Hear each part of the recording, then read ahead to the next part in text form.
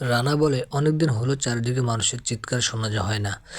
যে করে হবে একটা অথবা দুইটা বোম ব্লাস্ট করতেই হবে। লোক বলল, ঠিক বলছেন বস, অনেক দিন হলো আমরা রক্তের বন্যা দেখতে পাচ্ছি না। রানা বলল, চিন্তা করো না, খুব শীঘ্রই তা দেখতে পাবে।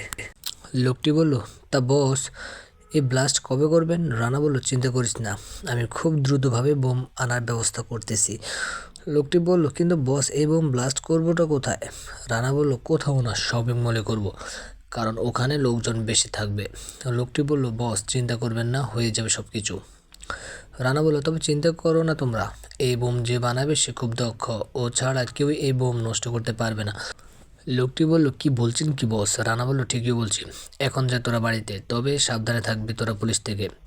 লোকটি বলল, ঠিক আছে বস, আপনাদের সাথে রানার পরিচয় করিয়ে দিন। রানা আমেরিকার সবচেয়ে বড় গ্যাংস্টার, ওর কাজই চলো বোম ব্লাস্ট করা। এতে করে ওর লাভ আছে, কেননা লাভ ছাড়া কেউ তো আর এমন কিছু করবে না, তাই সে লাভের কথা না হয় পরে জানতে পারবেন। আপনারা এদিকে তো বুঝতে পারলেন রানার প্ল্যান কি। এবার চলুন অন্যদিকে যাই, ওখানে কি হচ্ছে না হচ্ছে তা শুনে আসি। অন্যদিকে সিবিআই অফিসার এই খবরটা পেয়ে যায়। ওরা এই নিয়ে একটা মিটিং করতে থাকে, এদিকে সব দিক বিবেচনা করতে থাকে। ভালো খারাপ সব দিক দিয়ে ওরা কথা বলতে থাকে, কেননা ওরা এটা খবর পায়। বড় অফিসার বলে, আমি খবর পেয়েছি যে বোম ব্লাস্ট করা হবে, সে বোম একজন দক্ষ লোক নাকি তৈরি করবে। এই লোকটা এর আগে অনেক বোম তৈরি করেছিল, কিন্তু আজ পর্যন্ত কোনো ব্যক্তি এই বোম নষ্ট করতে পারেনি, এবং এই বোমটা যেখানে বসানো হয় ওই জায়গা থেকে কোনোভাবে তা সরানো যায় না। রাশেদ বলল, কি বলছেন স্যার? এই বোমটা যদি এত পাওয়ারফুল হয় তাহলে তো আমাদের আরও পাওয়ারফুল লোক দরকার আমাদের টিমে। বড় অফিসার বলল, এমন একজন লোক আছে, তবে একটা সমস্যা আছে। রাশেদ বলল, কি সমস্যা স্যার? বড় অফিসার বলল, ওই লোকটা কোনো সাধারণ লোক না, অনেক পাওয়ারফুল সে। ওকে খুঁজে বের করতে গেলে আমাদের বছর পার হয়ে যাবে, তবু আমরা মনে হয় না ওর খোঁজ পাবো। রাশেদ বলল, স্যার তাহলে এখন উপায় কি? বড় অফিসার বলল, আমি আর্মি ক্যান্টনমেন্টে গেলে ওর খোঁজ পাবো।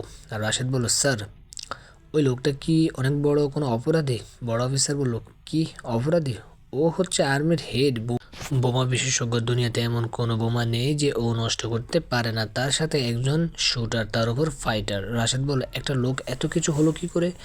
বড় অফিসারও বলল, তা আমি নিজেও জানি না, একমাত্র উনি পারবেন আমাদের দেশকে বাঁচাতে। তার জন্য আমাদের ওনার দেশে গিয়ে আর্মি ক্যাম্পে গিয়ে যোগাযোগ করতে হবে, ওরা হয়তো কোনো না কোনো তথ্য অবশ্যই দিতে পারবে। রাশেদ বলল, তাহলে আমরা সরাসরি ওখানে গিয়ে ওদের সাথে যোগাযোগ করি। বড় অফিসার বলল, হ্যাঁ, ওখানে যাওয়ার প্রস্তুতি নাও। পরের দিন সকালে বড় অফিসার ও রাশেদ চলে আসে রাশিয়া। রাশেদ বলল, স্যার এই দেশ তো অস্ত্র তৈরি করতে ওস্তাদ। বড় অফিসার বলল, ঠিক ধরেছ, এখন অপেক্ষা করো, কিছুক্ষণ পরে এখানে কিছু লোক আসবে, ওরা আমাদের নিয়ে যাবে ক্যাম্পে। ওনারা অপেক্ষা করার পর কিছু লোক আসে, ওরা নিজেদের কোনো নেম বলাতে ওনাদের নিয়ে চলে আসে ক্যাম্পে। ওখানে ওরা একজন বড় অফিসারের সাথে কথা বলে। আর্মি বলে, বলুন আপনাদের আমি কিভাবে সাহায্য করতে পারি? বড় অফিসার বলল, দেখুন আমরা একজনের খোঁজ নিতে এসেছি। আর্মি বলে, দেখুন আপনারা যার খোঁজ নিতে এসেছেন উনি এখন কোথায় আছে তা আমরা কেউই জানি না, তবে আপনারা আপনাদের সমস্যার কথা আমাদের বলে যান, আমরা যত দ্রুত সম্ভব ওনার সাথে যোগাযোগ করব। রাশেদ বলে, স্যার বলছিলাম কি, কতদিন লাগবে? আর্মি বলে, এই ধরুন 10 থেকে 15 দিন সময়। বড় অফিসার বলল, কি বলছেন, এত লেট হলে তো আমরা এখানে এসে কোনো লাভই হলো না। আর্মি বলে, দেখুন উনি আমার থেকে বড় অফিসার, উনি কখন কোথায় যায় তা আমরা কেউই জানি না, জানা তো দূরের কথা, আমি এখন পর্যন্ত ওনার মুখটাই দেখতে পাইনি। বড় অফিসার বলল, তাহলে তো এখানে আসাটা কোনো কাজে দিল না। আর্মি বলল, চিন্তা করবেন না, হয়তো দেখবেন উনি সময় মতো পৌঁছে গিয়েছে। বড় অফিসার বলল, তাহলে আমরা এখন উঠি। ওনারা চলে আসে। অন্যদিকে একটা জঙ্গলের ধারে বসে আছে আকাশ। এই জঙ্গলের ভেতর অনেক খারাপ কাজ হয়, নারী পাচার থেকে শুরু করে মানুষ মারা পর্যন্ত সব ধরনের কাজ এই জঙ্গলের মধ্যে করা হয়। আকাশ বসে আছে আর দেখছে দূরবীন দিয়ে অনেক কিছু দেখতে থাকে, কোথায় কি হচ্ছে না হচ্ছে। অন্যদিকে আকাশ সবটা দেখতে পেয়ে পানির ভিতর দিয়ে চলে যায় জঙ্গলের অন্য পাশে। ওখানে গিয়ে একে একে লোকদের মারতে থাকে আর ওদের লাশগুলো ফেলতে থাকে। সব কিছু ঠিক করে আকাশ চলে যায় ভিতরে। ওখানে অনেক মেয়েই ছিল যাদের আজকে পাচার করার জন্য নিয়ে যাওয়া হতো। ওরা আকাশকে দেখে বলে, লোকটি বলে, কে রে তুই? মনে তো হচ্ছে না আমাদের লোক তুই। আকাশ বলে, ঠিকই ধরেছিস, আমি তোদের লোক না, এখন কোনো কথা না বলে তাড়াতাড়ি বল এই মেয়েগুলো কোথায় রেখেছিস। লোকটি বলল, সে যেখানে রাখি না কেন তোকে কেন বলতে যাব। আকাশ বলে, আমাকে না বললে যে তোদের মরতে হবে। লোকটি বলল, বাহ, তোর সাহস আছে বলতে হয়, নয়তো আমাদের এতগুলো লোককে দেখেও তোর একটু ভয় করছে না। আকাশ বলে, ভয় আমি পাই না, তবে আমি যেখানে আজ পর্যন্ত গিয়েছি ওখান থেকে একটা লোককেও আমি জীবিত রাখিনি। লোকটি বলল, ও তাই নাকি, তাহলে তো আজকে তোকে মেরে তোর কথা ভঙ্গ করতে হয়। এই তোরা ওকে মেরে এখানে পানিতে ভাসিয়ে দে। লোকটি কথা বলা শেষ করার আগেই আকাশ ওখানে থাকা সবাইকে মেরে ফেলে এবং ওই লোকটার সামনে দাঁড়িয়ে আছে। লোকটা আকাশকে দেখে ভয় পেয়ে আছে। লোকটি বলল, এটা কি হলো। আমি কথা বলা শেষ করার আগেই কথাটি বলল ভয়ে ভয়ে। আকাশ বলল, আমি তোকে কি বলেছিলাম তখন, আমি যেখানে যাই ওখানে কাউকে বাঁচিয়ে রাখি না। লোকটি বলল, প্লিজ আমাকে ছেড়ে দাও, আমি আর কখনো এমনটা করবো না। আমি বলে দিচ্ছি ওই মেয়েগুলো কোথায় আছে, প্লিজ তবু আমাকে মারিস না। আকাশ বলল, ঠিক আছে, মারবো না, এখন ওরা কোথায় আছে তা আমাকে বল। লোকটি বলল, আমি নিয়ে যাচ্ছি, চলেন আমার সাথে। আকাশ বলল, এই তো কাজের ছেলে। লোকটা আকাশকে নিয়ে যায়। আকাশও যেতে থাকে লোকটার সাথে। আকাশ একটা গোপন রুমে যায়। ওই রুমে গিয়ে প্রায় 100 মেয়েকে দেখতে পায়। ওই মেয়েগুলোকে দেখে আকাশ ওই লোকটাকে মেরে ফেলে। এতে করে ওই মেয়েগুলো অনেকটা ভয় পেয়ে যায়। আকাশ বলে, ভয় পাওয়ার কিছু নেই, আমি তোমাদের উদ্ধার করতে এসেছি, সেজন্য ভয় পাওয়ার কিছু নেই তোমাদের, সেজন্য তোমরা শান্ত হও। আর একটা কথা, এই ধরো একটা মেশিন, এই মেশিনটা আমি যাওয়ার পর চাপ দেবে, তাহলে তোমাদের কিছু লোক এসে উদ্ধার করে নিয়ে যাবে। ওদের হাতে মেশিন দিয়ে আকাশ চলে যায়। ওরা ওই মেশিন অন করার সাথে সাথে একটা লোকেশন দেখায় আর্মি হেডকোয়ার্টারে। অফিসার বলে উঠল, স্যার একটা লোকেশন পেয়েছি, ওই লোকেশনে এখনই অফিসারদের পাঠাতে হবে। বড় অফিসার বলল, তাহলে দেরি না করে তাড়াতাড়ি করে ওখানে অফিসার পাঠাও। অফিসার বলল, ঠিক আছে স্যার, আমি এখনই লোক পাঠাচ্ছি। অফিসার ওই লোকেশনটা দিয়ে দেয়। অন্যদিকে আকাশ ওখান থেকে অনেক দূরে চলে যায়। 15 মিনিট পর ওর লোকেশনে 10 জন আর্মির লোক আসে। ওরা ওখানে নেমে একের পর এক লাশ দেখতে পায়, তাই ওরা ভিতরে যেতে থাকে ওই লোকেশনের দিকে। লোকেশনে গিয়ে দেখে 100 মেয়ে একটা রুমে বসে আছে। তাই ওরা ভিতরে যাওয়ার আগে বলে, অফিসার বলে, তোমরা ঠিক আছো তো, আর ভিতরে কোনো সমস্যা নেই তো, আর যে লোকটা তোমাদের হাতে এই ট্রান্সমিটার দিয়েছে উনি কোথায়। মেয়েটি বলল, কোনো সমস্যা হয়নি, ওরা সবাই মারা গিয়েছে আর উনি আমাদের হাতে ট্রান্সমিটার দিয়ে চলে গিয়েছে। অফিসার বলল, তা কোথায় গিয়েছে, এই ব্যাপারে কি কোনো তথ্য বা কিছু বলেছে। মেয়ে বলল, না, এমন কোনো কিছু বলেনি আমাদের, শুধু বলেছে উনি যাওয়ার পর যেন আমরা এই বোতাম চাপ দেই আর কেউ না আসা পর্যন্ত এখানে অপেক্ষা করি। অফিসার বলল, ওকে, তাড়াতাড়ি করে সবাই বেরিয়ে আসো, তোমরা যেহেতু লোক সংখ্যা বেশি তাই তোমাদের জন্য আরও কয়েকটা হেলিকপ্টার ব্যবস্থা করতেছি। এরপর অফিসার কন্ট্রোল রুমে কল দিয়ে আরও কিছু হেলিকপ্টার পাঠাতে বলে। হেলিকপ্টার এসে ওখানে নামতে থাকে একের পর এক করে। ওখানে ওই মেয়েদের উঠাতে থাকে, সবাইকে উঠিয়ে হেলিকপ্টার যাওয়ার জন্য প্রস্তুতি নেয়। ওখান থেকে মেয়েগুলোকে নিয়ে আসা হয় আর্মি ক্যাম্পে। এরপর ওদের পুলিশের হাতে তুলে দেওয়ার আগে একটা প্রেস মিটিং হয়। ওই মিটিংয়ে সব কিছু লাইভ দেখানো হয় আর এই মিটিংয়ে বড় অফিসার নিজে বক্তব্য রাখে।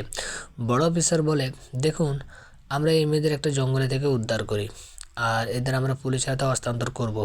এরপর পুলিশ ওদের নিজ নিজ বাড়িতে পৌঁছে দেবে। এদিকে এই নিউজ দেখে রানা তো অনেক ক্ষেপে যায়।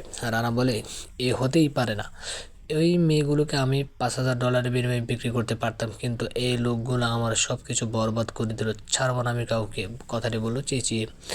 রানার এমন চেঁচানো দেখে ওর লোক ভয় পেয়ে যায়। এদিকে প্রেস মিটিং শেষ হলে সবাই চলে যায়। অন্যদিকে আকাশ বাড়িতে এসে ঘুমিয়ে পড়ে। এরপর টিভিতে নিউজ দেখতে থাকে। তারপর সকালে আকাশ বের হয়ে চলে আসে ভার্সিটিতে। এখানে আকাশ পড়াশোনা করতে আসে না, আসে মারামারি করতে। এই ভার্সিটির সবাই আকাশকে ভয় পায়, কেননা আকাশ যেদিন ভার্সিটিতে আসে ওই দিন ভার্সিটিতে অনেক আতঙ্ক সৃষ্টি হয়। যদিও আকাশ নিরপরাধ, কাউকে মারে না। ভার্সিটিতে মারামারি করে চলে আসে ওর বাড়িতে আসার পর ওর ফোনে একটা কল আসে আর আর্মি বলে, স্যার কেমন আছেন। আকাশ বলে, ভালো আছি, ওইদিকের কী খবর, সব কিছু ঠিক আছে তো। আর্মি বলে, স্যার আপনার খোঁজ নেওয়ার জন্য আমেরিকা থেকে সিবিআই লোক এসেছিল। আকাশ বলে, কী বলেছিল ওনারা। আর্মি বলে, ওনাদের দেশে কিছু বোম ব্লাস্ট হওয়ার সম্ভাবনা আছে, তাই ওনারা আপনার সাহায্য চাইছে। আকাশ বলে, ওনাদের বলে দাও আমি 2 দিন পর আসবো, আর ওই বোম ব্লাস্ট হতে আরও 7 দিন বাকি আছে। আর্মি বলে, ওকে স্যার, আমি তাহলে ওনাদের বলে দিচ্ছি। আকাশ বলে, হ্যাঁ, আর আমার যাওয়ার ব্যবস্থা করো। আর্মি বলে, আর্মি বলে, চিন্তা করবেন না স্যার, আমি যাওয়ার ব্যবস্থা করছি। এদিকে আর্মি ক্যাম্প থেকে সিবিআই অফিসে কল দিয়ে জানিয়ে দেওয়া হয় বিষয়টা। বড় অফিসার বলে, আপনারা কোনো চিন্তা করবেন না, ওনার কোনো ক্ষতি আমরা হতে দেবো না। এদিকে দুদিন পর আকাশ চলে যায় আমেরিকায়। ওখানে বড় অফিসার ও রাশেদ দাঁড়িয়ে আছে একটা কোড নেম হাতে নিয়ে, কেননা এখান থেকে বলা হয়েছে এই কোড নেম। আকাশ কোড নেম দেখে পেয়ে চলে আসে ওদের কাছে। আকাশ বলে, আপনারা যার জন্য অপেক্ষা করছেন আমি সেই ব্যক্তি। বড় অফিসার বলে, কিন্তু তুমি তো অনেক ইয়াং, এত অল্প বয়সে আর্মির হেড কী করে হলে? আকাশ বলে, সব কথা কি এখানে দাঁড়িয়ে দাঁড়িয়ে বলবেন নাকি? আমি একা চলে যাব? বড় অফিসার বলে, চলেন স্যার, এই গাড়িতে ওঠেন। আকাশ বলে, আমরা তো মাত্র 3জন লোক, তাহলে এখানে এত গাড়ি কেন? বড় অফিসার বলে, স্যার এখানে আপনার নিরাপত্তার জন্য পুলিশ কমান্ডো নিয়ে এসেছি, কারণ ওরা যদি জানে আমরা বাইরে থেকে লোক আনিয়েছি তাহলে সমস্যা হতে পারে, আপনার যদি অ্যাটাক করে বসে। আকাশ বলে, আমার উপর অ্যাটাক করবে? হাসালেন। এখন কথা না বাড়িয়ে কি চলা যায়? রাশেদ বলে, শিওর স্যার, তাহলে চলুন। আকাশ বলে, এই ছেলেটা কি? বড় অফিসার বলে, আমাদের সাথে কাজ করে। আকাশ বলে, চলুন, দেরি হয়ে যাচ্ছে, 2 দিন পর বোম ব্লাস্ট হবে। ওরা গাড়িতে উঠে যায়। ওরা যেতে যেতে কথা বলতে থাকে। কিছু দূর যাওয়ার পর একটা জঙ্গলের ভিতর দিয়ে ওদের যেতে হবে, তাই ওরা ভিতর দিয়ে যাচ্ছে। তখনই ওরা রাস্তার উপর কয়েকটা গাছ দেখতে পায়। পুলিশ বলে, সবাই অ্যালার্ট থাকো, বিপদ যে কোনো মুহূর্তে যে কোনো দিক থেকে আসতে পারে। আকাশ বলে, আমি যে এখানে আসবো এর খবর কি কেউ জানে? রাশেদ বলে, তা শুধুমাত্র আমি আর বড় স্যার জানি, আর এদের শুধু বলেছি একজন ভিআইপি অফিসার আসবে, তাকে সিকিউরিটি দিতে হবে। আকাশ বলে, তো এখন কি করবেন? ওরা তো পথে গাছ কেটে রেখে দিয়েছে। পুলিশ বলে, চিন্তা করবেন না, আমরা গাছ সরিয়ে দেওয়ার ব্যবস্থা করতেছি। আকাশ বলে, একদম কাছে যাবেন না এবং গাড়ির থেকেও কেউ নামতে যাবেন না। পুলিশ বলে, কেন নামবো না? আকাশ বলে, ওরা আশেপাশে কোথাও বসে আছে, বের হলে গুলি করবে ওরা। পুলিশ বলে, তাহলে এভাবে বসে তো থাকতে পারি না। আকাশ বলে, বসে থাকতে বলেছি, বসে থাকেন। আর মিস্টার রাশেদ, আপনাদের কাছে তো বন্দুক নেই, কমান্ডোদের বলুন গাড়ি থেকে নামতে। ওদের গায়ে ব্লুটপ্রুফ জ্যাকেট আছে, তাই ওদের কোনো কিছু হবে না। আর আমাকে একটা দূরবীন দিন, আমি চেক করছি কোথায় থেকে গুলি চলে। তার আগে দেখেন গাছের সাথে কোনো তার যুক্ত আছে কিনা, যদি থাকে তাহলে সাবধানে থাকবেন। কমান্ডো বলো, ঠিক আছে স্যার, আমরা তাহলে নামছি। কমান্ডো নামতে থাকে। কমান্ডোর নামার 2 মিনিট মাথায় ওখানে গুলি চলতে থাকে। কারা যেন লুকিয়ে লুকিয়ে গুলি করতে থাকে, যার কারণে কমান্ডোগুলো একে একে গাছের সাথে লুকিয়ে যায় আর গুলি করতে থাকে। কমান্ডো কোনো লোককে খুঁজে পায় না। এদিকে কমান্ডোর গুলি লাগে, কিন্তু জ্যাকেটের জন্য কোনো ক্ষতি হচ্ছে না। রাশেদ বলে, স্যার এবার কি করবে? ওরা তো পিছন থেকে আমাদের ঘেরাও দিয়ে রেখেছে। আকাশ বলে, বুঝেছি, এবার আমাকে কিছু করতে হবে। বন্দুক বের করে আকাশ গুলি করতে থাকে। এতে করে যারা গাড়ির কাছে ছিল ওরা সবাই মারা যায়। এরপর একে একে লোকগুলো গাছের কাছ থেকে বের হলে চলে আসে গুলি করার জন্য। ওদের গুলি করার জন্য পুলিশ কমান্ডো ওদের উপর গুলি চালাতে থাকে। এভাবে 30 মিনিট যাওয়ার পর মোটামুটি ওরা পরিস্থিতি নিয়ন্ত্রণে আনতে পারে। এতে করে কিছু পুলিশ মারা যায় আর কিছু কমান্ডো আহত হয়। আকাশ বলে, আমি বুঝতে পারছি না, আপনাদের দেশে আমি আসবো তা ওরা কী করে জানে, কিন্তু এখন যা হওয়ার হয়ে গিয়েছে, তো চলুন। রাশেদ বলল, জি চলুন স্যার। এভাবে ওরা গাছটাকে সরিয়ে চলে আসে ওদের হেডকোয়ার্টারে। ওখানে আকাশকে ওরা সব প্ল্যান বলতে থাকে। আকাশ সবগুলো প্ল্যান শুনতে থাকে। কিছু কিছু সমস্যা আছে যা আকাম বুঝতে পারে। আকাশ বলে, দেখুন, আপনাদের প্ল্যান তো শুনলাম, এখন একটা কাজ করুন, আপনাদের এখানে যেখানে যেখানে ওরা বোম লাগানোর কথা ওই জায়গাগুলোতে এই মেশিনটা বসিয়ে দিন। বড় অফিসার বলল, কী আছে এই মেশিন? আকাশ বলল, আপনাদের যা বলেছে তাই করেন, এই মেশিনটা গিয়ে ওখানে লাগিয়ে দেন, বাকিটা আমি বুঝে নিব। বড় অফিসার বলে, রাশেদ তুমি তাহলে নিজ দায়িত্বে এইগুলো লাগিয়ে দিয়ে আসো। রাশেদ বলল, ঠিক আছে স্যার, তাই হবে। পরের দিন রাশেদ ওই মেশিনগুলো লাগিয়ে দিয়ে আসার পর আকাশর মনিটরে সব দেখতে থাকে। ওই মেশিনের কাজ হলো বোম খুঁজে বের করে। যদি কেউ বোম নিয়ে ভেতরে আসে তাহলে ওই মেশিনগুলো অটোমেটিক লাল হয়ে যাবে, যা আকাশ সিগন্যাল স্বরূপ দেখতে পারবে। এইভাবে মেশিনগুলো লাগানোর একদিন পর প্রতিটা সিগন্যালে লাল হয়ে আছে, তাই আকাশ রাশেদও বড় অফিসার কল দিয়ে আসতে বলে। আকাশ বলে, আপনারা যে যে জায়গায় মেশিনগুলো বসিয়েছেন ওই জায়গাগুলোতে বোম লাগানো আছে, তাই আপনারা আগে গিয়ে বোম খোঁজেন, যদি পান তাহলে আমাকে বলবেন। রাশেদ বলে, ঠিক আছে স্যার। আকাশ বলে, আগে দেখুন আপনাদের বোম স্কোয়াড পারে কিনা ঠিক করতে। রাশেদ বলে, ঠিক আছে স্যার, তাই হবে। ওরা বোম স্কোয়াডকে নিয়ে চলে যায়। অনেক পরীক্ষা করার পর ওরা বোম খুঁজে পেল, কিন্তু বোম খুঁজে পেলেও এই বোম এখান থেকে সরানো সম্ভব না, কারণ এই বোমের সাথে ম্যাগনেট ফিট করা। এই বোম একটা অ্যাক্টিভ করে দিলে পুরো বিল্ডিংয়ের লড থেকে ম্যাগনেট টেনে নেয়, যার জন্য রডের সাথে একটা আকর্ষণ করে, যার ফলে এটা সরানো সম্ভব না। এইদিকে বোম স্কোয়াড এটাকে ডিফিউজ করার চেষ্টা করেই যাচ্ছে, কিন্তু কিছুতে পারছে না। ওরা হার মেনে নিল। পুলিশ বলল, তোমরা হচ্ছে এই দেশের সেরা বোম স্কোয়াড, তোমরা হাল ছেড়ে দিলে কী করে হবে? ওরা না পারতে আকাশকে ডাকা হয়। আকাশ ওখানে এসে বোমটা দেখতে থাকে। বোম দেখে আকাশ বুঝতে পারে এটা অনেক পাওয়ারফুল বোম। পুলিশ বলে, স্যার কিছু বুঝেছেন? আকাশ বলে, অনেক কিছু। একটা কাজ করো, এই বোম খোলার জন্য যা যা লাগে সব নিয়ে এসো। ওরা সব যন্ত্রপাতি নিয়ে আসে। আকাশ যন্ত্রপাতি দিয়ে বোমটাকে খুলে নেয়। বোমের ভিতর এক প্রকার মেডিসিন আছে, ওই মেডিসিন বের করে সাবধানের সাথে গ্লাসের ভিতর রেখে দেয়। এরপর ভিতর থেকে সব তার নষ্ট করে দেয়, এতে করে বোম নষ্ট হয়ে যায়। পুলিশ বলল, আরও 5টা বোম আছে, ওইগুলো নষ্ট করতে হবে। আকাশ বলে, এত তাড়া কিসের? চলো অন্য বোমগুলো দেখে আসি। এখন বোমটাকে সরাতে পারবে, কারণ বোম এখন আর আকর্ষণ করছে না। এরপর আকাশ ওখান থেকে সব জায়গায় যায় আর একে একে সব বোম নষ্ট করতে থাকে। সবগুলো বোম নষ্ট করে আকাশের প্রায় 2 ঘন্টার বেশি সময় লেগেছে। এইদিকে বোম নষ্ট করার কথা টিভিতে দেওয়া হয়, এতে করে রানা ব্যাপারটা জেনে গেল। রানা তো বিষয়টা জেনে অবাক হয়। রানা বলে, এই বোম আজ পর্যন্ত কেউ নষ্ট করতে পারেনি, সেখানে কি না আজ কোথা থেকে লোক এসে সব শেষ করে দিল? লোকটি বলল, বস আমি তো নিজেও আশ্চর্য, কেননা এক একটা বোমের এক একটা সিস্টেম বানানো হয়েছে। তাহলে ওই ছেলেটা কী করে সব জানতে পারলো? রানা বলল, তা তো তুমি জানো। লোকটি বলল, বস আমি জানি না, তবে একটা কথা। রানা বলল, কী কথা বলো? লোকটি বলল, বস আমার মনে হচ্ছে উনি আমার লোকটি বলল, বস আমার মনে হচ্ছে উনি আমার গুরু হবে। রানা বলল, গুরু মানে? লোকটি বলল, না মানে উনি যেহেতু আমার বানানো বোমা নষ্ট করতে পারে, সেই হিসেবে তো আমার গুরুই হবে, তাই না? রানা বলল, ও তাই বলো। এদিকে আমেরিকা শহর এখন বিপদমুক্ত, তাই আকাশ এখান থেকে যাওয়ার জন্য প্রস্তুত হয়।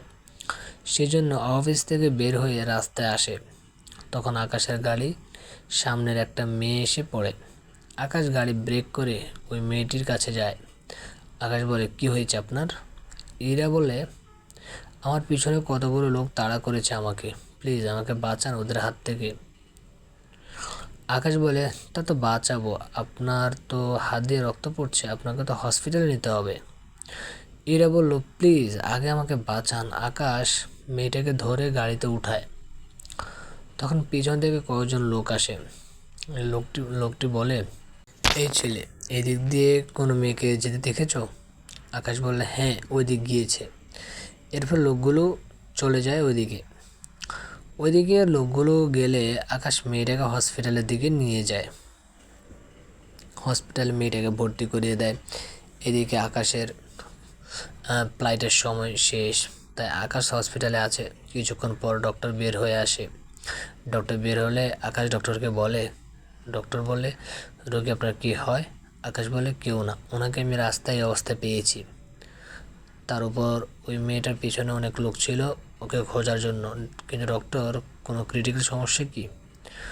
ডাক্তার বলে, দেখুন ওনার শরীর অনেক দুর্বল, তার উপর ওনার হাত কেটে গিয়েছে। আমরা সব কিছু ঠিক করে দিয়েছি, রক্তও দিয়েছি, এখন জ্ঞান ফিরতে 12 ঘন্টা সময় লাগবে। আকাশ বলে, আপনাদের বিল কত হয়েছে আমাকে বলেন, আমি ডলার দিয়ে দিচ্ছি। মেয়েটা সুস্থ হলে ওকে পুলিশকে কল দিয়ে বলবেন যেন ওকে বাসায় পৌঁছে দেয়। ডক্টর বললে, দেখুন কিছু সমস্যা হয়েছে, তাই আমার মনে হচ্ছে আপনার এখানে থাকাটা খুব প্রয়োজন। আকাশ বলে, যেমন ঠিক বুঝলাম না।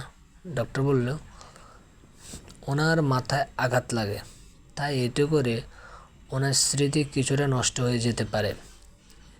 অ্যাক্সিডেন্ট হওয়ার আগে উনি আপনাকে দেখেছে, তাই জ্ঞান ফিরে আপনাকে না দেখলে সমস্যা হয়ে যেতে পারে। আকাশ বলে, ওকে ডক্টর, তাহলে আমি অপেক্ষা করতেছি। ডক্টর বলে, ওনার জ্ঞান ফিরতে সময় লাগবে, তাই আপনি সে সময় কাজ থাকলে করতে পারেন। আকাশ বলে, ঠিক আছে ডক্টর, এই আমার নাম্বার, যদি কোনো সমস্যা দেখেন তাহলে কল দিবেন, নয়তো আমি 10 ঘন্টার মধ্যেই চলে আসব। ডক্টর বলে, আচ্ছা ধন্যবাদ। আকাশ ওখান থেকে চলে আসে সিবিআই অফিসে। ওখানে আকাশকে দেখে অনেকে অবাক হয়, কেননা এতক্ষণে আকাশে তো চলে যাওয়ার কথা, সেখানে আকাশ এখানে কি করছে, তার জন্য অনেকেই অবাক। রাশেদ বলে, আরে স্যার আপনি ফিরে এলেন, কোনো সমস্যা হয়েছে কি? আকাশ বলে, তুমি আমার সাথে চলো, একটা কাজ আছে। রাশেদ বলে, কী কাজ স্যার? আকাশ বলে, তুমি কি প্রশ্নই করবে নাকি আমার সাথে যাবে? রাশেদ বলে, ওকে চলুন স্যার।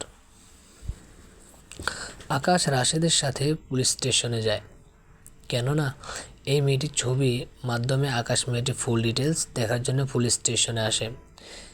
এখানে আকাশ থাকে না, তাই এখানে পুলিশ আকাশকে কোনো তথ্য দেবে না। কিন্তু রাশেদ থাকলে আকাশ ততগুলো খুব তাড়াতাড়ি নিতে পারবে, তাই ওরা পুলিশ স্টেশনে আসে। আকাশ বলে, এই মেয়েটার অল তথ্য আমার চাই। পুলিশ বলল, কে তুমি ভাই, যে তুমি বললে আমি সব তথ্য তোমাকে দিয়ে দেব? রাশেদ বলে, আমি সিবিআই অফিসার, এবার তো তথ্য দিতে পারবেন। পুলিশ বলে, স্যার আগে বলবেন তো, আপনি ওনার বন্ধু। দাঁড়ান স্যার, ছবি দেন, আমি এখনই দেখছি। রাশেদ বলে, তাড়াতাড়ি করুন, সময় কম। পুলিশ অনেকক্ষণ ধরে রেকর্ড চেক করতে থাকে। উনি এখানে কোনো তথ্যই পেলেন না। পুলিশ বলল, সরি স্যার, ক্রিমিনাল রেকর্ডে কোনো তথ্য পাইনি। আকাশ বলল, ওই তোকে বলেছি তথ্য বের করতে, সেখানে তুই ক্রিমিনাল রেকর্ড দেখছিস? পুলিশ বলে, দেখুন স্যার, এই মেয়েটির তথ্য জানতে হলে আপনাকে আধার কার্ড অফিসে যেতে হবে, ওখানে ছবি দিলে মেয়েটির সব তথ্য পেয়ে যাবেন। আকাশ বলে, ধন্যবাদ আপনাকে। রাশেদ, চলো তাহলে এই অফিসে। রাশেদ বলল, চলুন স্যার তাহলে। ওরা আধার কার্ড অফিসের মেয়েটির ছবি দিয়ে কোনো তথ্য পেল না, তাই মেয়েটির ফিঙ্গার লাগবে, সেজন্য মেয়েটার আঙ্গুলের ছবিও এনেছে আকাশ। সব কিছু চেক করে আকাশ জানতে পারে এই মেয়েটি একজন এজেন্ট, যারা সিরিয়াল কিলার, বোম ব্লাস্ট থেকে শুরু করে এই সবের তথ্য এই মেয়েটি রাখে। আকাশ বলে, আচ্ছা সবে তো বুঝলাম, এই মেয়েটি ডিটেলস অনুযায়ী এর পরিবারে কেউ বেঁচে নেই। আচ্ছা, ধন্যবাদ আপনাকে। আকাশ ওখান থেকে চলে আসে। এদিকে রাশেদ একের পর এক প্রশ্ন করে যাচ্ছে আকাশকে এই মেয়েটির ব্যাপারে। রাশেদ বলল, স্যার মেয়েটি কে? আকাশ বলল, তোমাকে আর জানতে হবে না, এবার তুমি আসতে পারো। রাশেদ আর কোনো কথা বলার সাহস পেল না। রাশেদ চলে গেল অফিসের দিকে। এদিকে আকাশ চলে আসে হসপিটালে। আকাশ বলে, ডক্টর, ইরার কি জ্ঞান ফিরেছে? ডক্টর বলল, তাহলে মেয়েটার নাম ইরা? আকাশ বলল, হ্যাঁ ডক্টর। ডক্টর বলল, 1 ঘন্টা অপেক্ষা করুন, যে কোনো মুহূর্তে জ্ঞান ফিরতে পারে। আকাশ বলে, ঠিক আছে ডক্টর। এদিকে 1 ঘন্টার পর ইরার জ্ঞান ফিরে। জ্ঞান ফেরার পরেই ইরা আকাশকে দেখে জড়িয়ে ধরে। ইরা বলে, তুমি কোথায় চলে গিয়েছো আমাকে ছেড়ে? এদিকে আকাশ ডক্টরকে ইশারায় বলে। ডক্টর ইশারায় আকাশকে ওনার বলা আগের কথাগুলো মনে করিয়ে দেয়। আকাশ বলে, কোথাও না, তোমাকে নিয়ে যাওয়ার জন্য এসেছি, নতুন বাড়ি নিয়েছি, সেজন্য লেট হয়ে গিয়েছে। ইরা বলে, আমি কোথায়, আর আমার হাতে মাথায় ব্যান্ডেজ কেন? আকাশ বলে, তুমি বিছানা থেকে পড়ে গিয়েছো তাই। ইরা বলে, ওহ, তা আমাকে কখন নিয়ে যাবে বাড়িতে? আকাশ বলে, এই তো কিছুক্ষণ পরে। তুমি এখন শুয়ে থাকো, আমি ডক্টরের সাথে কথা বলে দেখি। ইরা বলে, আচ্ছা, দেখো তুমি। আকাশ বের হয়, সাথে ডক্টরও বের হয়। ডক্টরের সাথে আকাশ ওনার চেম্বারে আসে। আকাশ বলে, ডক্টর এখন উপায় কি? ও তো আমাকে নিজের স্বামী বলছে।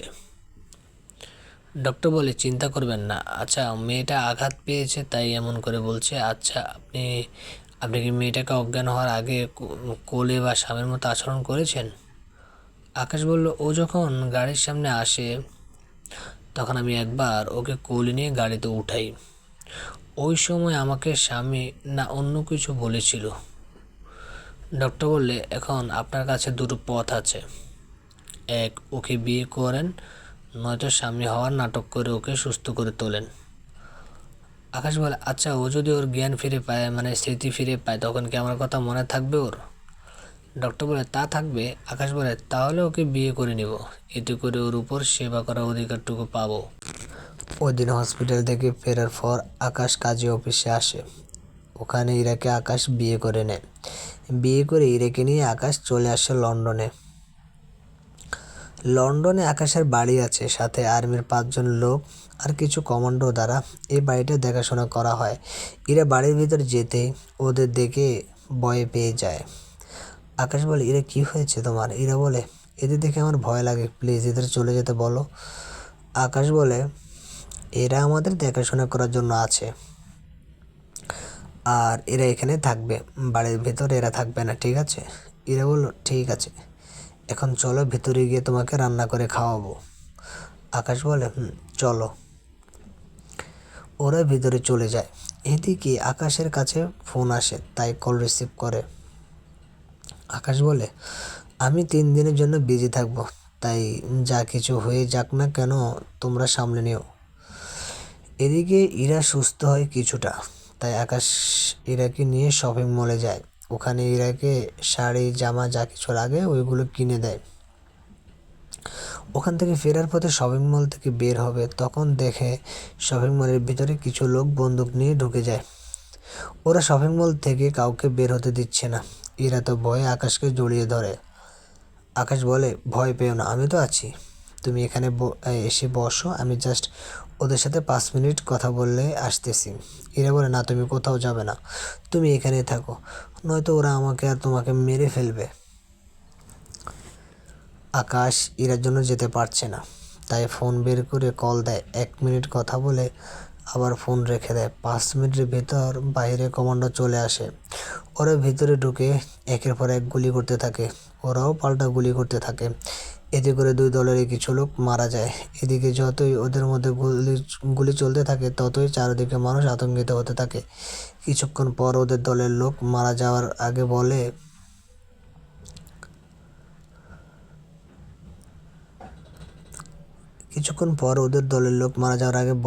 লোকটি বলে, আমি তো মরে যাচ্ছি, কিন্তু বোমা তোরা কেউ খুঁজে পাবি না। মনে রাখবি, আজকে আমাদের সাথে এই শপিং মলের সবাইকে মরতে হবে। আকাশ বলে, আগে তুই মর, তারপর না হয় তুই সবার চিন্তা করতে পারবি। লোকটা মারা যাওয়ার পর সবাই মিলে বোম খুঁজতে থাকে। অনেকটা সময় পার হওয়ার পর বোমা খুঁজে পাওয়া যায়। বোমা নিয়ে আসা হয় আকাশের সামনে। আকাশ এক এক করে বোমের পার্টসগুলো খুলছে, আর অন্যদিকে ইরা শুধু তাকিয়ে আছে আর ভয় পেয়ে আছে। আকাশ সবগুলো পার্টস বের করে ভিতর থেকে মূল মেশিন বের করে নেয় এবং একটা কাচের বোতলের ভেতর ঢুকিয়ে রাখে। এরপর বোমার তারগুলো কেটে দেয়, বোমটা ডিফিউজ হয়ে যায়। আকাশ বলে, এই মেশিনটা সাবধানে রাখবে, যদি এই কাচ ভেঙে যায় তাহলে কিন্তু অনেক সমস্যায় পড়বে তোমরা। আর এই লাশগুলো নিয়ে যাও। কমান্ডো বলল, ঠিক আছে স্যার, আমরা এই জায়গাটা ক্লিয়ার করছি। ওখান থেকে আকাশ চলে আসে ইরার কাছে। আসতে ইরা ভয়ে আকাশকে জড়িয়ে ধরে। আকাশ বলে, আরে ভয় পেও না, আমি আছি তো। তোমার কি শপিং শেষ নাকি আরও কিছু করবে? ইরা বলল, আমি আর কিছু কিনবো না, বাসায় চলো তাড়াতাড়ি। ওরা বাসায় চলে আসে। বাসায় ওরা ফ্রেশ হয়ে নেয়। আকাশ বলে, ইরা তুমি একা একা বাসায় থাকতে হবে আজকে। ইরা বললো, একা একা থাকবো কেন, তুমি কোথায় যাবে? আকাশ বলে, আমার একটা কাজ আছে, সে কাজে যাব, চিন্তা করো না, রাতের মধ্যে ফিরে আসবো। তোমার একা একা সমস্যা হবে না আশা করি, বাসাতে তোমাকে পাহারা দেওয়ার জন্য অনেকে আছে। আমার হয়তো মোবাইল বন্ধ থাকতে পারে, তবুও তুমি চিন্তা করো না। ইরা বলে, তাড়াতাড়ি ফিরে আসার চেষ্টা করবে তুমি। আকাশকে জড়িয়ে ধরিয়ে বলে। আকাশ ইরার কপালে একটা চুমু দিয়ে বেরিয়ে পড়ে। এদিকে বের হয়ে আকাশ চলে আসে ক্যাম্পের মধ্যে। ক্যাম্প থেকে আকাশ এখন মিশনে যাবে, তাই সবাইকে প্রস্তুত হতে বলে। আর্মি বলে, স্যার একটা কথা বলবো কি? আকাশ বলে, কী কথা, তাড়াতাড়ি বলো, সময় নেই। আর্মি বলে, স্যার আমরা অনেক লোকই তো আছি, তাহলে শুধু শুধু আপনি কষ্ট করতে যাবেন কেন? তাছাড়া এই বিপদের মুখে আপনি না গেলে হয় না। আকাশ বলে, তোমাকে ভাবতে হবে না, হেলিকপ্টার রেডি করো। আর্মি বলে, ঠিক আছে স্যার। সবাই যে যার মতো তৈরি হয়ে বেরিয়ে পড়ে। দুপুর 3টায় ওরা নিজেদের গন্তব্যে পৌঁছায়। ওই সময়ের পর ওরা পাহাড়ে উঠতে থাকে, কেননা পাহাড়ের উপর হেলিকপ্টার নিয়ে গেলে শত্রুপক্ষ তাড়াতাড়ি জেনে যাবে, তাই পাহাড় বেয়ে উপরে উঠবে ওরা। অনেক সময়ের পর ওরা উপরে উঠে যায়। উপরে উঠে নিজেদের পজিশন নিয়ে নেয়। আকাশ বলে, সবাই নিজের মাইক্রোস্কোপ অন করে রাখো, যাতে করে আমার ডিরেকশন তোমরা ফলো করতে পারো। আর্মি বলে, তাই হবে স্যার। আকাশ বলে, টিম এ তোমরা ডান দিক থেকে যাবে, টিম বি তোমরা বাম দিক থেকে, আর টিম সি তোমরা পিছন দিক দিয়ে যাবে, আর আমি সামনের দিক দিয়ে যাব। আর্মি বলে, কিন্তু স্যার সামনে তো অনেক বিপদ রয়েছে। আকাশ বলে, তোমাদের যা বলা হয়েছে শুধুমাত্র তাই করো, বুঝতে পারলে? আর্মি বলে, ঠিক আছে স্যার, আমরা আপনাদের কমান্ড অনুযায়ী চলতে থাকবো। এরপর ওরা চলতে শুরু করে, সবাই সবার পজিশন অনুযায়ী যেতে থাকে। যেতে যেতে যাকে যা সামনে পায় ওদের সবাইকে মারতে থাকে। এইভাবে ওরা পাহাড়ের ভেতর কিছু দরজা দেখতে পায়। ওরা দরজাগুলো ভেতরে ঢুকে দরজাগুলো ভেঙে ভিতরে গিয়ে ওরা চারিদিক থেকে লোকদের মারতে মারতে ভিতরে ঢুকতে থাকে। এইভাবে 1 ঘন্টা পর ওরা মূল জায়গায় এসে পৌঁছায়, কেননা এখানে ওই ধরনের বোমা বানানোর কাজ হতো। আর্মি বলে, স্যার এখানে তো ওইসব পাওয়ারফুল বোমা বানানোর কাজ চলছে। আকাশ বলে, ঠিক ধরেছ, এখন তোমাদের যা দেখানোর জন্য ডেকেছি। এই বোমাগুলো যেহেতু ওরা তৈরি করেছিল, আমার মনে হয় এরা কোনো কিছু দেখে দেখে বোমা তৈরি করেছিল। এখন তোমরা এখানে দেখো কোনো কিছু পাও কিনা, মানে বোমা বানানোর পদ্ধতি। আর্মি বলল, ঠিক আছে স্যার, আমরা খুঁজে দেখছি। ওরা অনেক সময়ের পর খুঁজে পেল সেসব জিনিস, কেননা এই বোমাগুলো কি করে বানানো হতো তা কম্পিউটারে ছিল। আকাশ ওখান থেকে বের করে পদ্ধতিগুলো দেখতে থাকে। সবগুলো পদ্ধতি আকাশের মুখস্থ করা, কেননা আকাশও এই পদ্ধতিগুলো শিখেছিল। আকাশ বলে, এখান থেকে কোনো বোমা সাথে করে নিয়ে যাওয়ার প্রয়োজন নেই, এখানে একটা বোমা অ্যাক্টিভ করে চলে যাব, তাহলে এই পাহাড়েই ওদের কোনো আস্তানা থাকলে তা ধ্বংস হয়ে যাবে। আর্মি বলে, ঠিক আছে স্যার, আপনি যা ভালো মনে করেন তাই হবে। আকাশ বলে, তাহলে তোমরা সবাই বেরিয়ে পড়ো এখান থেকে, আমি সব কিছু ঠিক করে আসতেছি। ওরা চলে যাওয়ার পর আকাশ বোমা অ্যাক্টিভ করে দেয়। এরপর আকাশ ওখান থেকে বের হয়ে যাওয়ার সময় অটোমেটিকভাবে একটা দরজা বন্ধ হয়ে যায়, যার ফলে আকাশ এখান থেকে বের হতে পারছে না। অনেক চেষ্টা করার পরও দরজা খুলছে না। এদিকে আর 5 মিনিট পর বোমা ব্লাস্ট হবে, তার সাথে সাথে আকাশও শেষ হয়ে যাবে। এদিকে আকাশের কাছে কয়েকটা বোম ছিল, এই সবগুলো বোমা ব্লাস্ট করলে তাড়াতাড়ি করে দরজা ধ্বংস হয়ে যায়। আকাশ ওখান থেকে বের হয়, লাফ দিয়ে হেলিকপ্টার থেকে পালানে দড়ি ধরে থাকে, আর ওরা তাড়াতাড়ি করে হেলিকপ্টার উড়িয়ে নিতে থাকে। ওরা কিছুটা দূরে যাওয়ার পরে বোমা ব্লাস্ট হয়ে ওই পাহাড়টা ধ্বংস হয়ে যায়। এদিকে ওরা ক্যাম্পে আস্তে আস্তে রাত হয়ে যায়। আকাশ এদের ক্যাম্পে রেখে চলে যায়। অন্যদিকে রানার কাছে খবর চলে যায়। রানা বলে, বারবার কার এত বড় সাহস হয়েছে যে আমার লোকদের মারে? লোকটি বলল, বস, আমরা এখনও জানতে পারিনি কিছু কেউ বা কারা এই কাজগুলো করে। রানা বলে, খোঁজ লাগা, ওরা কোন আইনের লোক নাকি শত্রুপক্ষের কোনো লোক হবে? লোক বলল, বস, আমরা খোঁজ নিয়ে দেখতেছি ওরা কাদের লোক। রানা বলল, দেখো তাড়াতাড়ি করে। বারবার আমার সাজানো গুটি এভাবে নষ্ট করে দেখি। অন্যদিকে রাত 10টার দিকে আকাশ ঘরে আসলে এরা দৌড়ে গিয়ে আকাশকে জড়িয়ে ধরে। এরা বলে, কোথায় ছিলে তুমি এতক্ষণ? কত সময় ধরে তোমার জন্য অপেক্ষা করে আছি আমি। আকাশ বলে, এই তো আমি চলে এসেছি। তুমি খাবার খেয়েছো? এরা বলে, তোমাকে ছাড়া কি করে খাবার খাই বলো তো? আকাশ বলে, তাহলে খাবার নিয়ে আসো, আমরা রুমেই খাবার খাবো। এরা বলে, ঠিক আছে, আমি নিয়ে আসতেছি। এরা খাবার নিয়ে আসে। আকাশ এরাকে ওর কোলে বসিয়ে নেয়। এরা বলে, আরে কি করছো এগুলো? আকাশ বলে, তেমন কিছু না, তোমাকে খাইয়ে দেব, সেই জন্য এখানে বসালাম। এরা বলে, খাটে তো অনেক জায়গা আছে। আকাশ বলে, কেন, আমার এখানে বসতে কি অসুবিধা আছে? এরা বলে, একটুও না, আমি তো একটু মোটা, তাই তোমার কষ্ট হবে সেই জন্য বললাম। আকাশ বলে, তোমার কথা শুনে হাসবো না কাঁদবো কিছু বুঝতে পারছি না। তুমি যদি মোটা হও তাহলে যারা মোটা তাদেরকে কি বলবো? এরা বলে, একটু হাসবে না বলে দিলাম। আকাশ বলে, ঠিক আছে, হাসবো না, এখন তুমি খাও। এরপর ওরা একজন আরেকজনকে খাইয়ে দিতে থাকে। খাওয়া শেষ করে ওরা ঘুমোতে থাকে। তখন এরা আকাশের বুকে উপর শুয়ে থাকে। পরের দিন সকালে আকাশ আবারও বের হয়ে যাবে। এমন সময় ইরা আকাশকে ডাক দিয়ে বলে, ইরা বলে, আচ্ছা আমাকে তোমার অফিসে নিবে? আকাশ বলে, কেন, আমার অফিসে গিয়ে কি করবে? ইরা বলে, এখানে একা একা থাকতে থাকতে বোর হয়ে গিয়েছি, ভালো লাগছে না একা একা থাকতে, তাই তোমার সাথে গেলে ভালোই লাগবে। আকাশ বলে, তাহলে চলো আমার সাথে।